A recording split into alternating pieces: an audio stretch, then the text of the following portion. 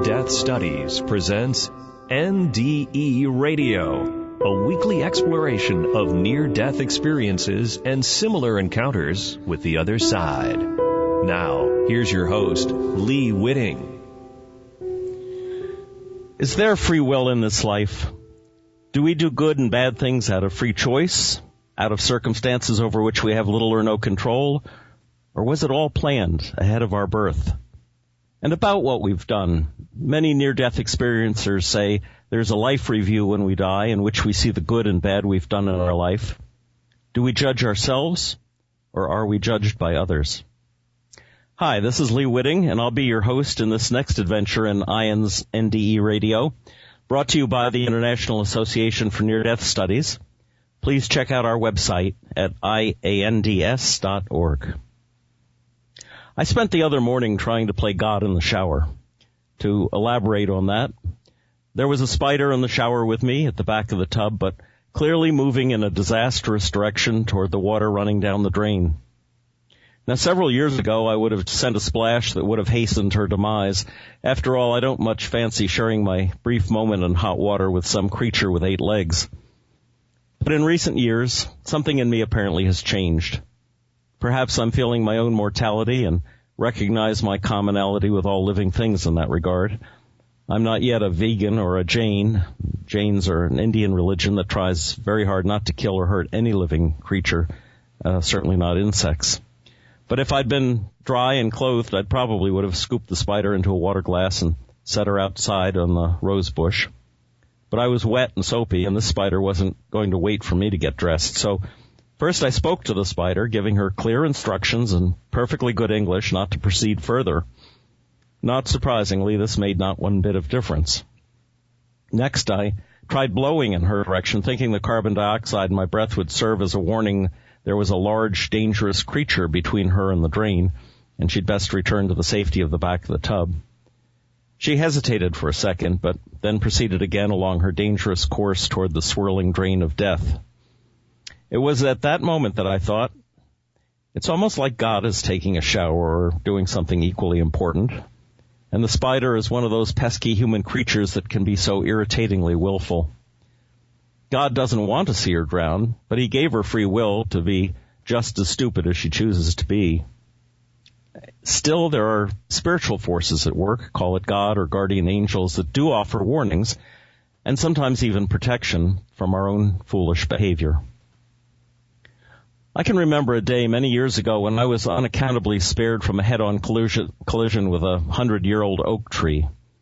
I was on my way to the funeral of a wonderful little baby named Truth. She had been born with major disabilities, and I had helped off and on with patterning, exercising the child's ability to crawl. Sadly, she finally died from a bout of pneumonia. I was running late for the service, hit a patch of black ice at a high rate of speed, and suddenly had no control over the car. For some unknown reason, I called out to Truth to help me, and within just a few feet of the tree, miraculously, the car suddenly got traction and swerved out of danger. To this day, I believe the soul of that infant came to my rescue, even though I don't understand how or why. There's an age-old debate that has raged since humans first asked why concerning the nature of free will and why each of us gets the cards we're dealt with in this life. From India comes the notion of karma, that our behavior in past lives conditions the life we are leading today, whether we've been reborn as a wealthy pasha or as a lowly spider.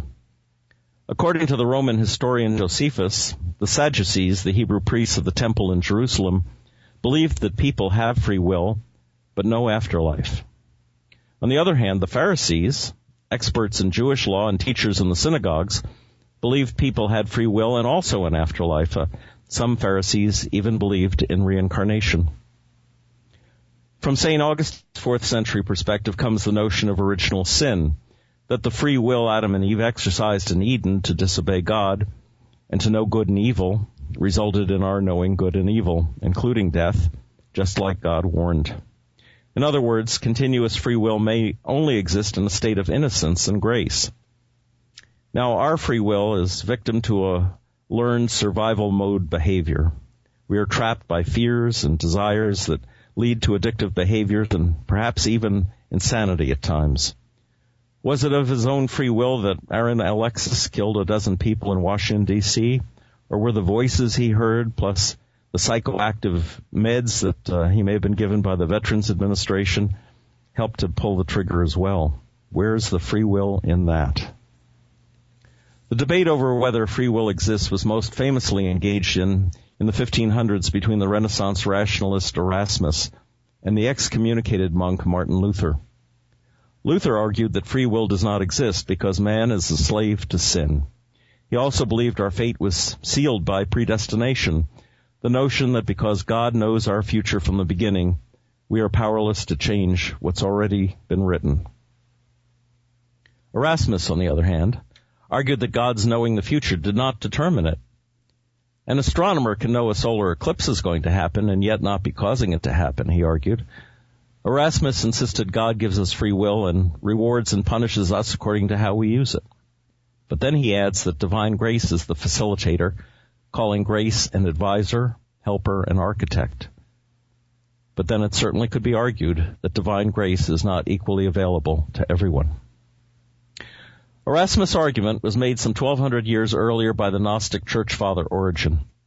He argued that we have the free will to be good and evil by turns, and his belief in reincarnation made this yo-yo effect possible over long stretches of time. He asked how God could love Jacob and hate Esau before they were born. Origen said this was possible because God knew how they'd lived their past lives. Later on, Martin Luther would have responded it was because God knew the future. He already knew their characters.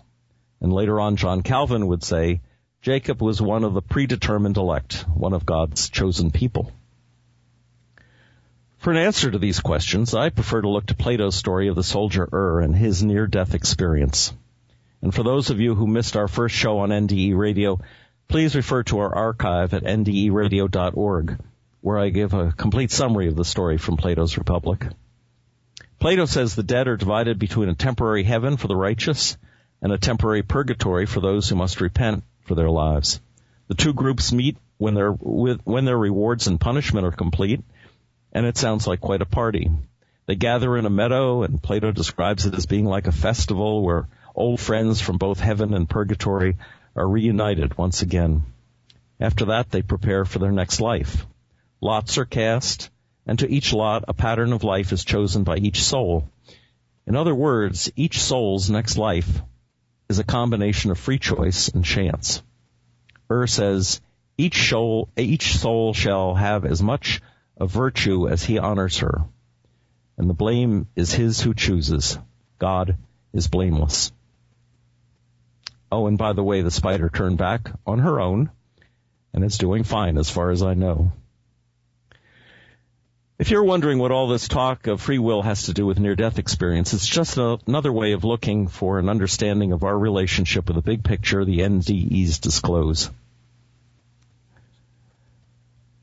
Now, to advance another point of view on this, we're speaking today with Irene Kendig, author of a book that argues that pretty much all I've said up till now is essentially irrelevant.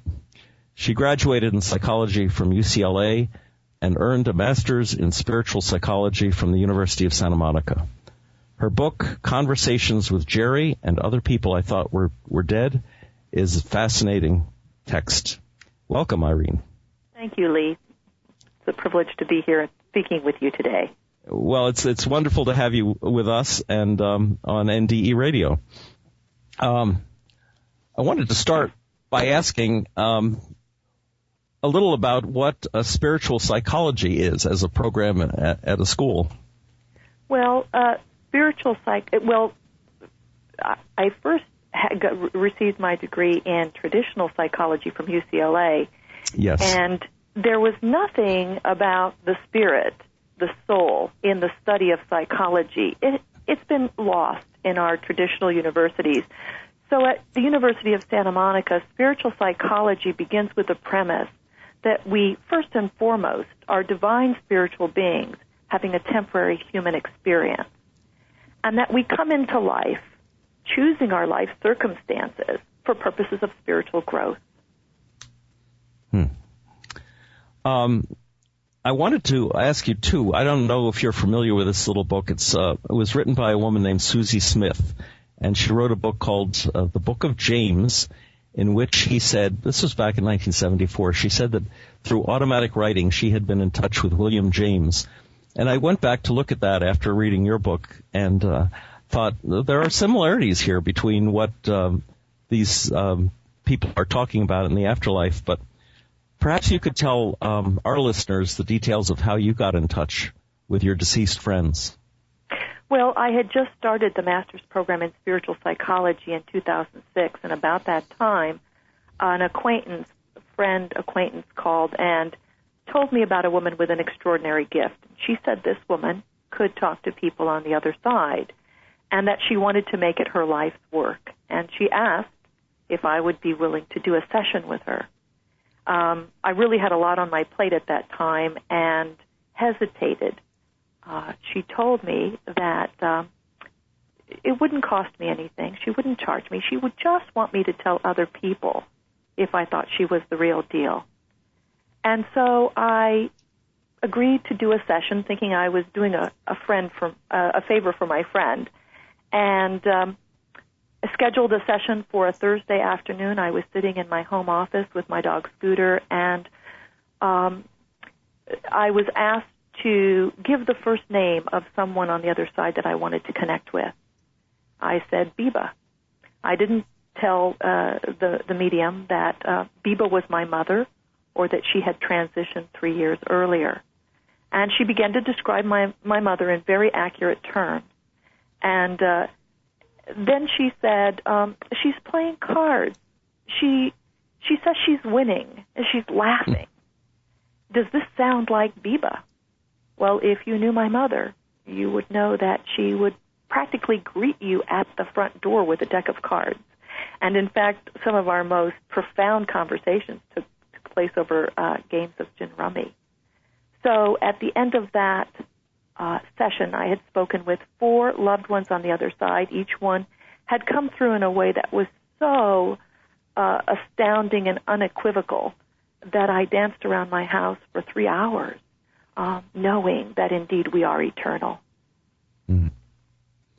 Now, did Jana channel this? Did she speak in your mother's voice when this happened? She would relay what my mother was saying in her own voice. Okay. Yeah. In your introduction to your book, you write, during that first hour-long session, I connected briefly with 4 loved ones. Each of their personalities came through in a way that was unmistakable, unequivocal, and irrefutable. And by the end of the session, I knew with certainty that my loved ones were still very much alive. Now, just to play devil's advocate, is it possible that the medium was reading your mind rather than the communication with the other side? You know, that's certainly a possibility, Lee. And, you know, there's something, I think we all have this inner guidance, this inner knowing that when something resonates as truth, there's a knowing. And my knowing told me that I was indeed speaking with, that they were coming through her as the channel, as the medium. And yes, that's certainly a possibility. She could have been reading my mind by all means. Mm. That whole free will, karma, predestination discussion I opened the show with was a quick review of some of the ancient explanations for why there's so much suffering and injustice in the world. And in your book, because the only reality is love, all the suffering and cruelty and human degradation in the world is either treated as self-inflicted or ultimately inconsequential because it's planned in advance and it's a test for one another, and so people are suffering because they've chosen to suffer, basically, as a learning experience. Isn't it a danger in justifying the suffering in the world by making an argument like that? Well, one of the things that I would say, I'm not necessarily justifying suffering. What I'm saying is that perhaps we're not here necessarily to change the world. Perhaps the world is here for us, for our learning and for our growth. That's not to say that if I saw someone suffering, that I wouldn't step forward in service to alleviate suffering to the best of my ability. But it's to say that there truly, on a soul level, there are no victims in the world. We are powerful creators.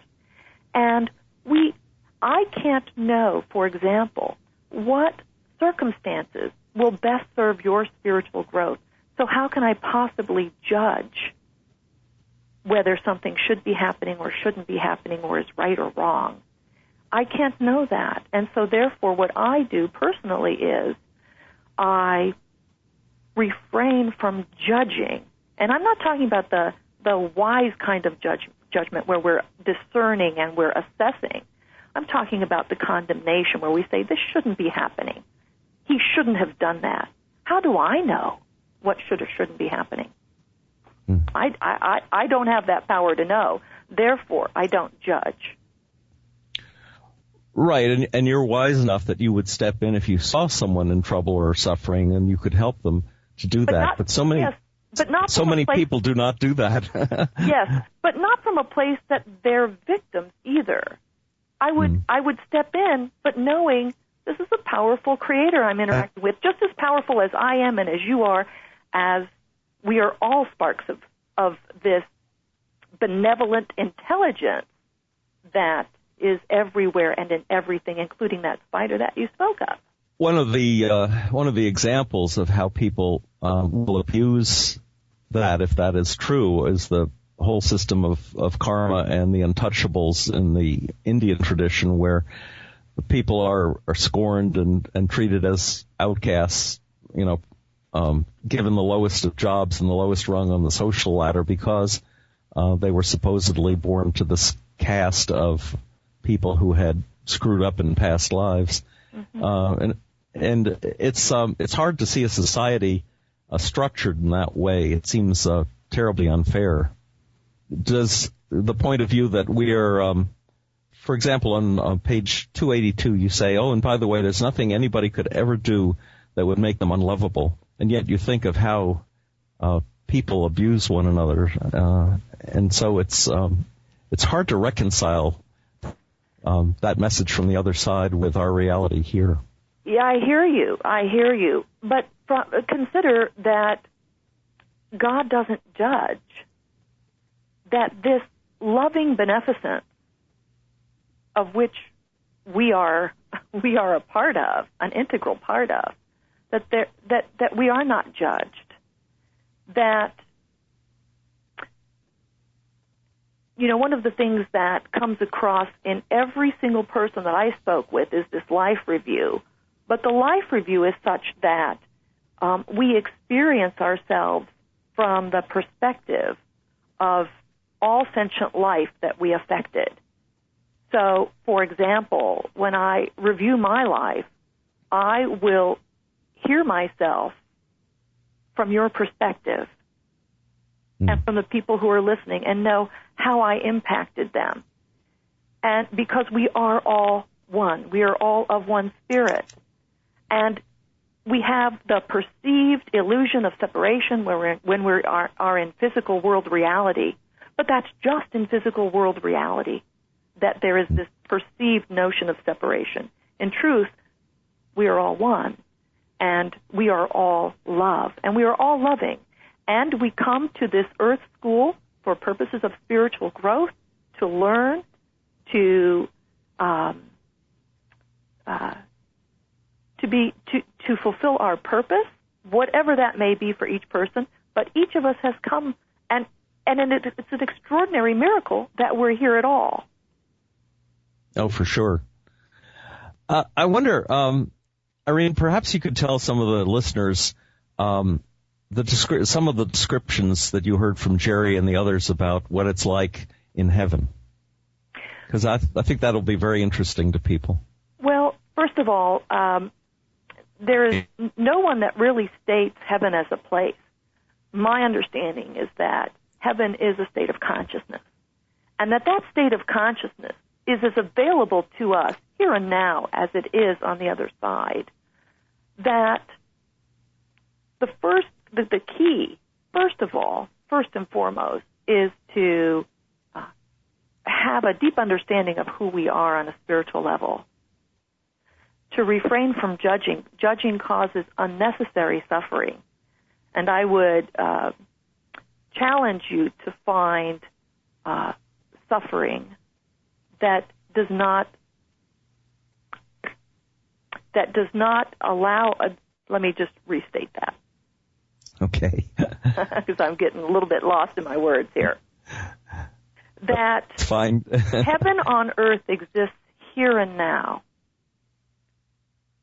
That when we transition, what shifts is that we release our bodies. We no longer have a body, but we have consciousness. We are, there is no end to us, and that we continue to grow and expand. So that love, which is our essence, and I firmly believe from everything that I've read and received, that love is the essence. Love is how I would define this benevolence, this all-pervasive, all-knowing benevolence. And that we have an opportunity here on earth to experience love because it's available every moment of every day. When I'm not experiencing myself as unconditionally loving, I know it's because I'm putting something in the way, because it's available all the time. And my loved ones on the other side tell me that that's one of the things that they realized in their life review, that love was always available. And what got in the way was their judgments, that they didn't deserve to receive it, that they were unworthy or unlovable, or whatever the judgment was that got in the way, but that the love was always available. And I say we have the opportunity to experience that. That's the challenge. That's how I see the challenge, is to experience ourselves as unconditionally loving, to remove what is in the way of our experience of that. That's the challenge, I believe, here on earth. Mm-hmm.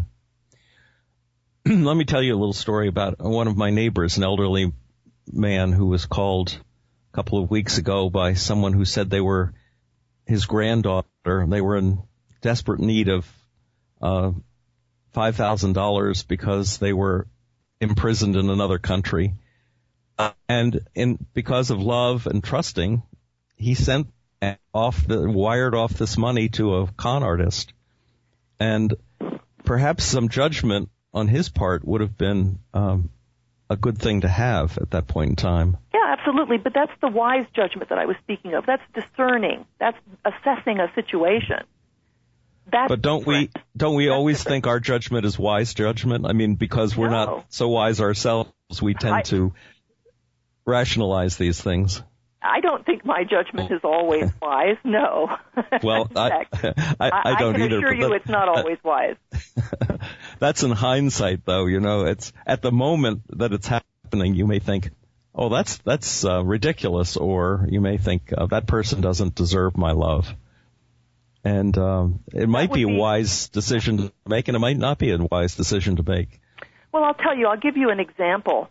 I volunteer and have been volunteering at one of the largest maximum security prisons in the United States, Valley State Prison for Women in Chowchilla, California. And I've been doing this for about 5-6 years now with a group of volunteers from the University of Santa Monica who have graduated from the Master's in Spiritual Psychology. And I can tell you that going in and working with 200 women at a time and and seeing each woman as a divine being having a temporary human experience in a prison, that those women regularly raise their hands in the large group sharing to say, I am so grateful that I am here in prison because it's here that I discovered who I am. When I was outside the prison, I was so busy trying to survive, I had no time to discover who I am. But in the prison, I know who I am. And it's as a result of that we come in and we see them as divine beings. And I say that the opportunity that we have is to experience ourselves as divine beings and to see others as divine beings. That's not to say that you're not going to get, taken by somebody that, you're going to do your best to be discerning and appropriate. But the bottom line is that who we are is divine. And when you take that into a prison and you hold the light and you hold the space for women who have, as a result of their poor choices, are in prison, what they see is that, yes, they made mistakes, but it does not define who they are. And that's a very powerful thing. Yes. And I say that's what we have the opportunity to do every moment of every day, to be anchored in our divine essence, and to carry that light out into the world. And that's the best. On some level, I say to myself, that I shine as brightly as I know how to shine, and that I listen to my inner guidance and do those things, take those actions that I believe will expand that in the world. Those are the choices I hope I make. Yes. That to always choose to shine as brightly as I can, and so that I also think that as each of us does that, we inspire other people.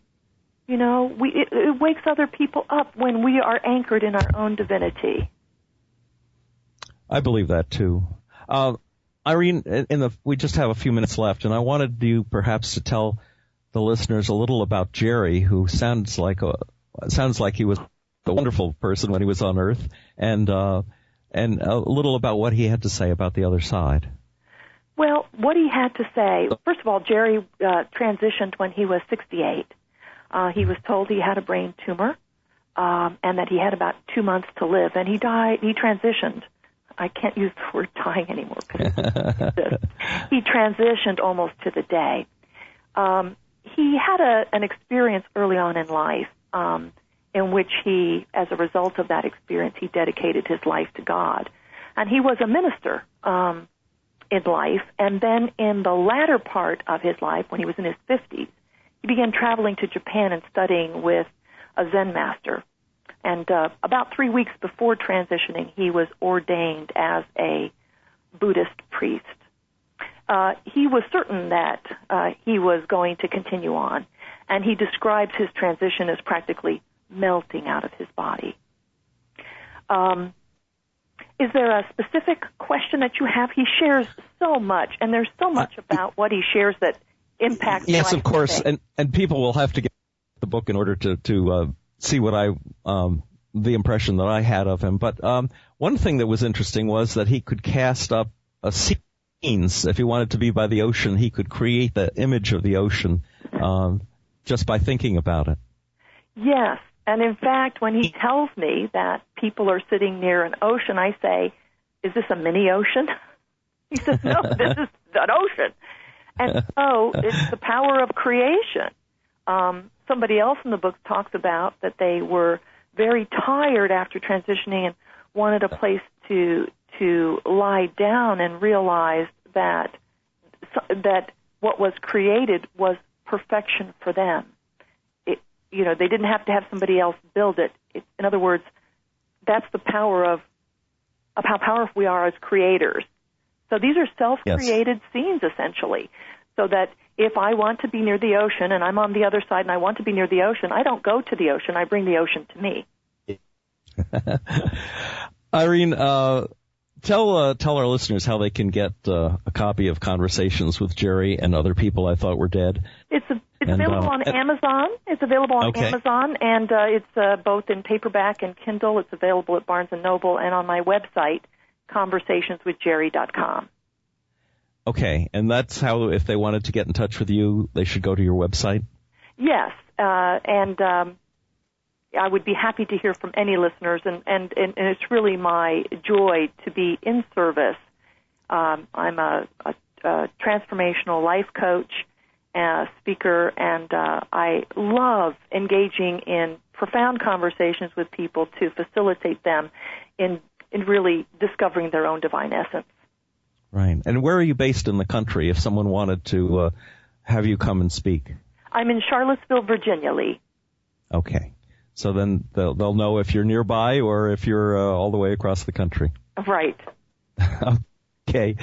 Thank you very much, Irene Kendig, for being with us on NDE Radio. I've really enjoyed this conversation with you. Me too. Thanks kindly. Okay. Take care. Bye-bye. And I want to thank all our listeners for being with us on NDE Radio. Please go to our website at IANDS.org to find out more about near-death experience, and hopefully you will join me again next Monday at 11 a.m. Eastern Time for more NDE Radio.